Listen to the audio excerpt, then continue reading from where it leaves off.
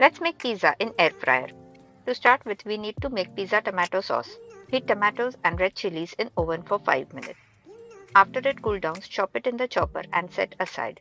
In a vessel, heat oil, add chopped garlic, onions, saute properly, add prepared tomato puree and salt. Let it boil for 15 minutes and the sauce is ready.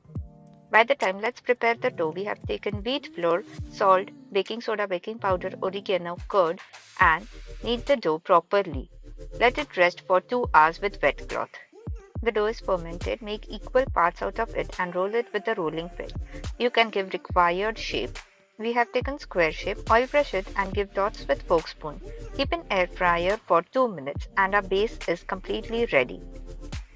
By the time let's chop onion, tomato, capsicum, paneer, corn, required veggies.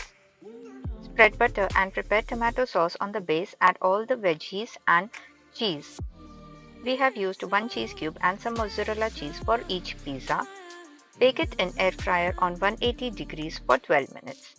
First pizza takes 12 minutes, but when the air fryer is hot, it takes 7 to 8 minutes for each pizza. Sprinkle oregano and our pizza is ready. In second way, we can add cheese prior to veggies, then top it with veggies and air fry it for 7 minutes. Sprinkle oregano and a healthy, delicious thin crust and wheat based pizza is ready.